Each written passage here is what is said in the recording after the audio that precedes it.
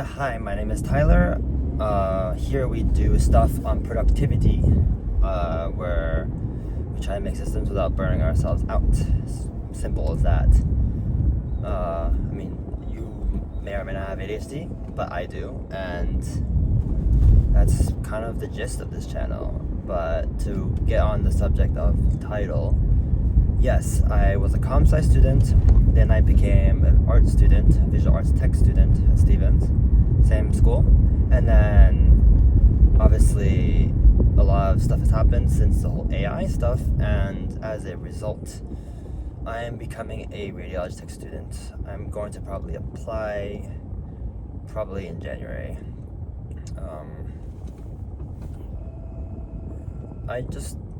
Honestly, I'm not sure.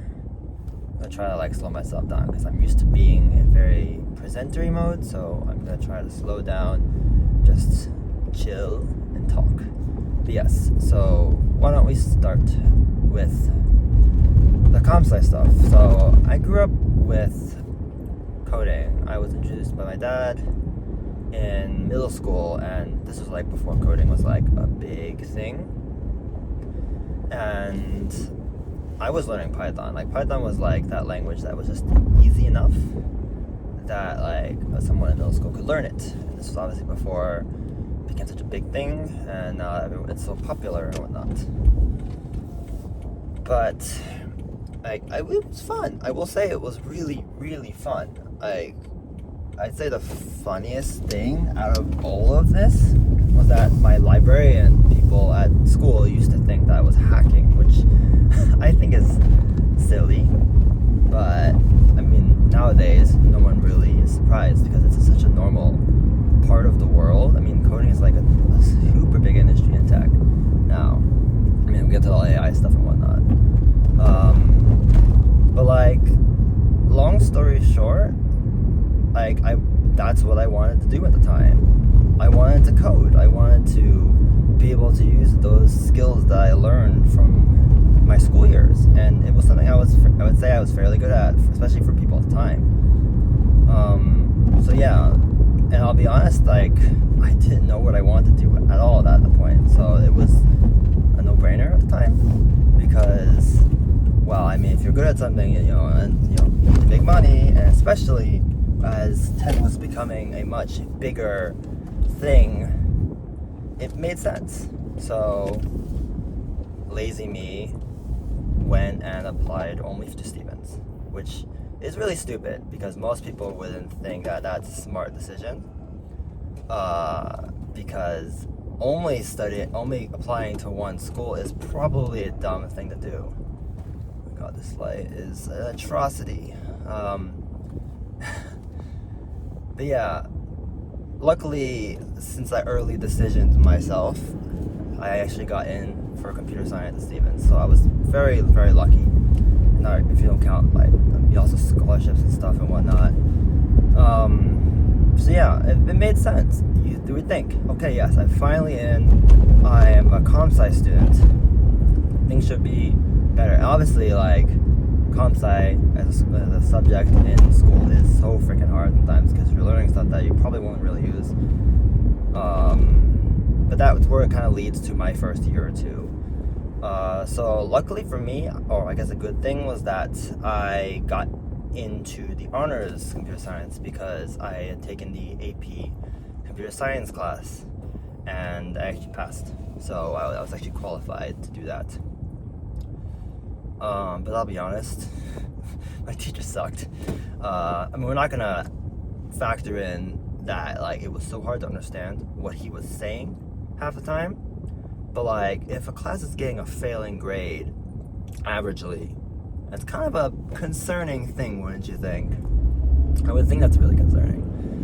But and then there was also this class called discrete structures, which is basically discrete math, but for some reason so much harder than discrete math. I could understand discrete math, and I even had a tutor for this. That's how desperate and hard this was. But my tutor could not help me in the slightest. It was so weird. So yeah, I had taken those classes. Honestly, at that point, I was hating computer programming. I was hating computer science and all of that stuff. In retrospect, maybe it would have been smarter, but I'm not sure if I would have been able to finish college. That was my primary concern at the moment. So, because of that, I switched to the visual arts technology major at Stevens, which I still feel like it's a fairly newish major because it's combining tech and art. Not just like art, fine art, because fine art doesn't really get you much anywhere. But then again, like a major is, there's all that like stuff about like majors aren't a huge thing now. Like it's almost like a prereq at this point, and like, oh, it helps you and puts you in a better position to be employable. But we're not gonna get into all that jazz because that's a whole different topic. So yeah, anyway, I switched to visual arts technology, and honestly, it wasn't bad. I actually quite liked not having to be like, okay, there's a specific solution in mind. I mean, granted, in coding, there really isn't a specific solution in mind. It's always, how can we make this better? How can we improve this? How can it be more efficient? How can we make this just better overall? Or just like make the software or whatever. But like, I'd say it helped to help me get through. Granted, it sucked because if you remember 2019, 2020, that's when the pandemic happened. That's when the pandemic hit and COVID happened and all in my, I think, third year of Stevens. Granted, I think going back home was a good thing for me. It stabilized my emotional well-being because I was already so far gone at that point, I feel like. But I do feel like I did miss out on some social aspects. Granted, I really got a lot of it from bowling team, and shout out to like the Stevens bowling team, the people that I met there, and I was very fortunate to be able to get in that year. Granted, they also didn't advertise, so I kind of just got in by default, so I got lucky. But yeah, I managed to get through. I actually had to get a reduced load, which was actually a pretty good deal because it basically made my 5th year free. It waived it completely. Like, if you really have the mental health needs for it, then it's super useful. But I think that's what screwed me over. And we'll get to that whole part. So once I graduated in 2022 of May, I think. May, right? College is May. Yeah, so I graduate. I'm trying to think about my job logistics at that point. And I did end up going to a boot camp for coding. Like a training, sort of one of those, you train with the company, like in there of clients, and then you get contracted with them for 2 years kind of deal. But we'll get to that in a second. So I'll be honest, I wanted to still do coding because frankly I didn't really have much in the art space, and it still seemed like the most feasible thing. Granted, I suck at interviews. I honestly should probably practice more. But yeah, that's kind of why I went for that whole contracted thing, because one, I needed to get myself a foot in the door, and two, I just didn't have a job at that point. So, and I mean, it was nice. I got some money from that. It's a lot of it's where my 401k is now, which is nice.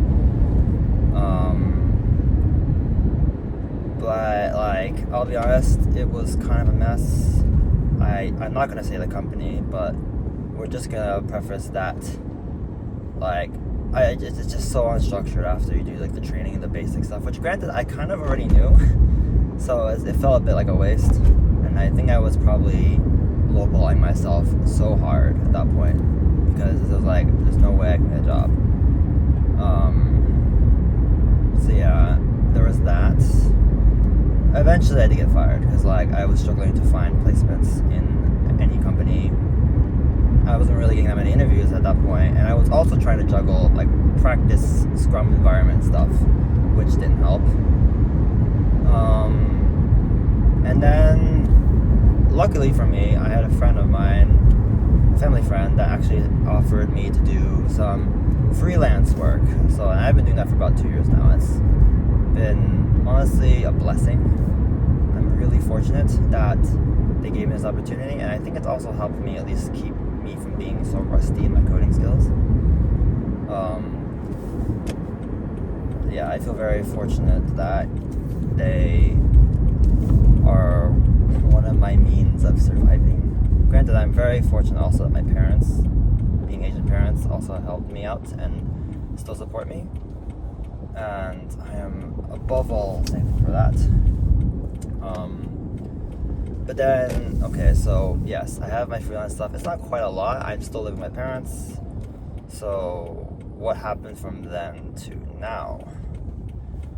Well, okay, so at some point I needed to help out at my mom's dental office.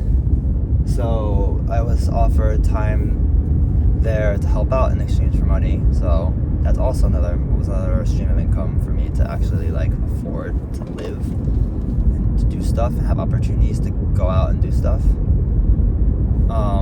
And then I was suggested, okay, I kind of need help with the x-ray stuff. Why don't I just go for my dental radiology license? And so I actually did manage to pass on that. I think I'm still in the process of getting the license itself, but I have passed all of that, which is a lot of work. But I don't see myself doing dental assisting stuff as much as I'm grateful for the opportunity. I don't see myself doing that, I'll be honest. So yeah, so I'm without that now. I'm only doing freelance stuff right now. And about a year ago, actually, I met my girlfriend, and she's a lovely daughter.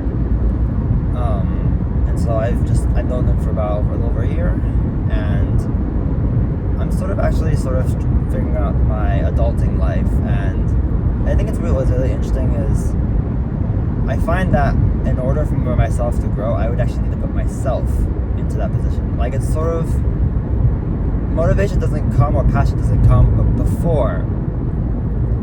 before you do something, you have to do something in order to have that motivation. Because it's like a weird paradox of like, we're so used to being like, we need to find out what we're passionate about, but it's better to actually do stuff to find that motivation, that passion to do something. We can get into a whole topic of that later. I actually want to make a video about that at some point. But I do feel like it's very important to be putting yourself in that situation, even if you don't feel 100% ready.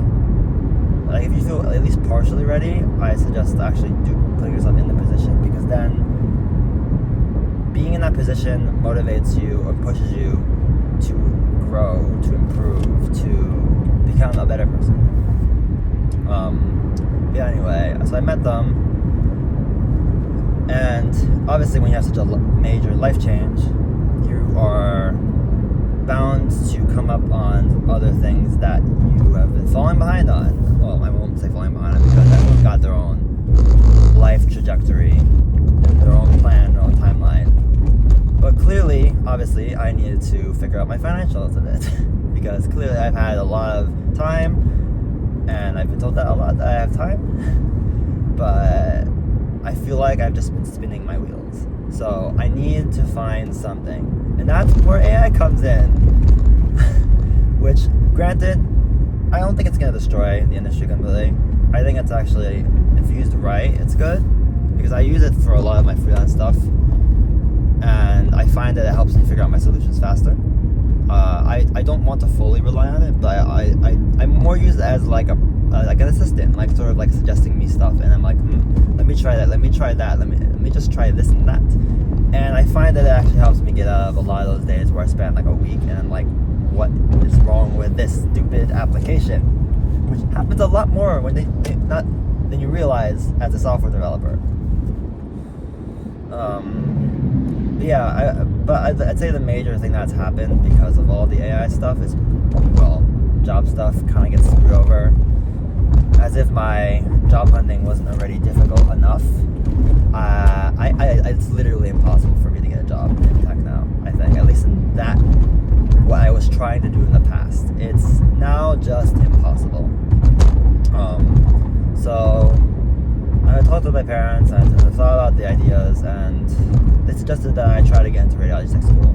Now, the major hiccup for me in that regard is that I have to take human anatomy and physiology, which is a damn hard course because it's a lot of information. It's really a lot. And if you don't get a great teacher, you kind of just get shot in the foot, which happened in my semester. I'm not gonna name names. I managed to pass. Thankfully, he was nice enough to round my grade up. But like, I'm also just kind of realizing this is going to be my life if I want this, and I don't know if I have my heart into it, which is always the dilemma with life, isn't it? A crisis. I want a crisis in life. But yeah, that's kind of where I'm at now. Oh, and also I should add also. Part of the reason I was able to do all this content creation stuff now is because of a course. I actually did the part-time YouTuber Academy stuff at the Ali Abdal course, which I'd say it's pretty good value. It's definitely expensive, but I do feel like I got a lot of value out of it. And I also want to get some background in how I got to that point, because I actually had been doing content creation for the last 8 years. I had been trying a lot, like way too much, like hundreds of videos on the internet, kind of a lot. And I've invested a lot of time, whether it's gaming videos, whether it's trying to do animation of some sort, and a lot of trying to do vlogs, stuff like this, like videos on what I'm doing now, what I'm doing some productivity. And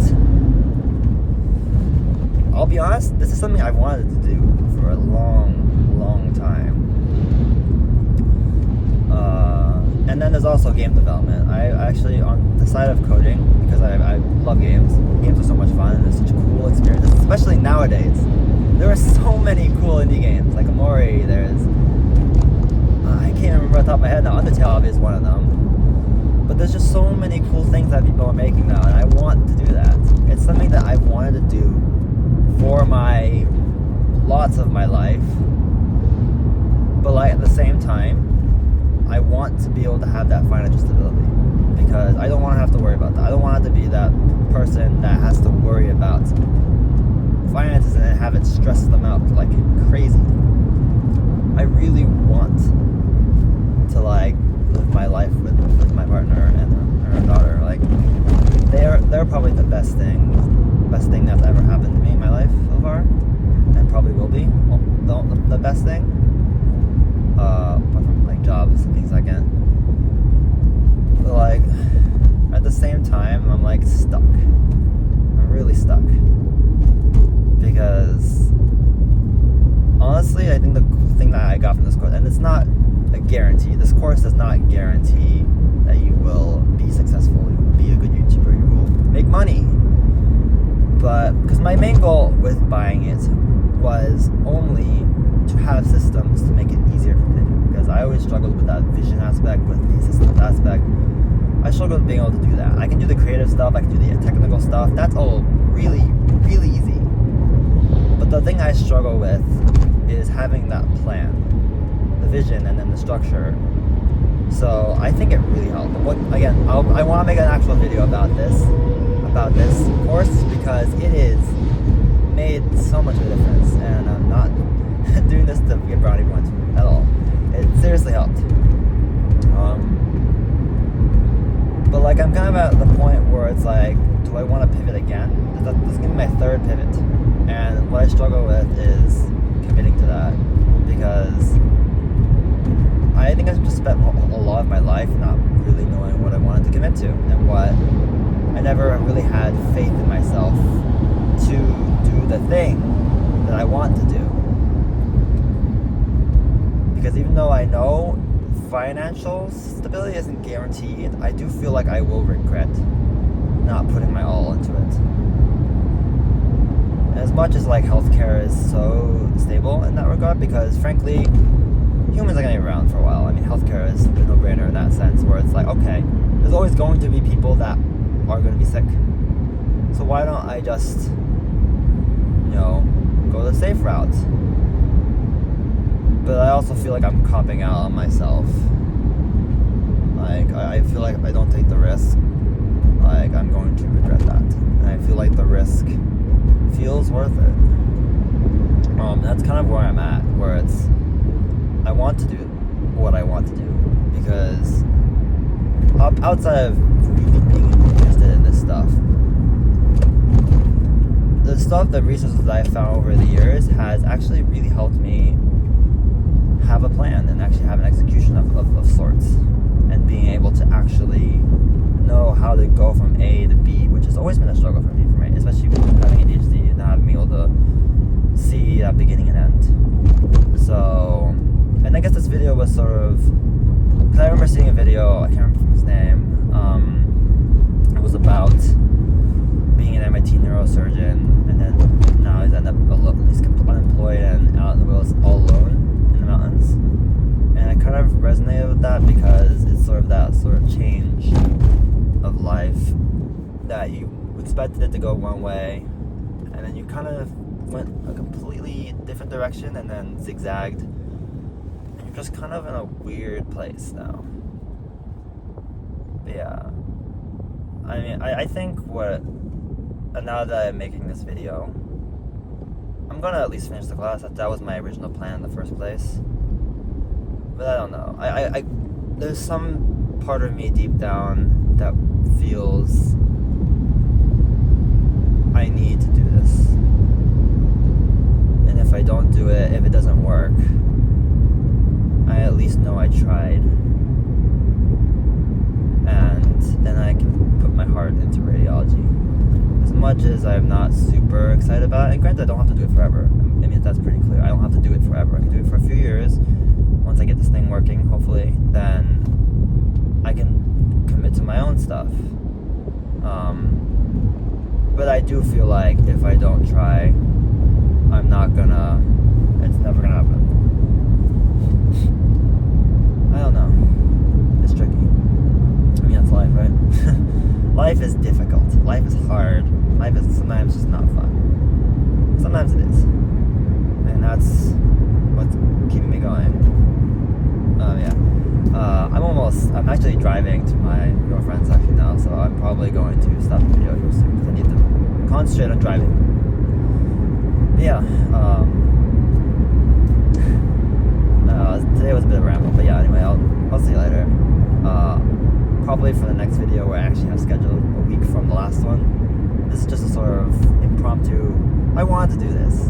I wanted to put myself out there. I wanted to be vulnerable because I feel like that's part of being a creator, especially on YouTube. And I feel like that's really important, to be honest. But yeah, I hope you're having a good day. I will see you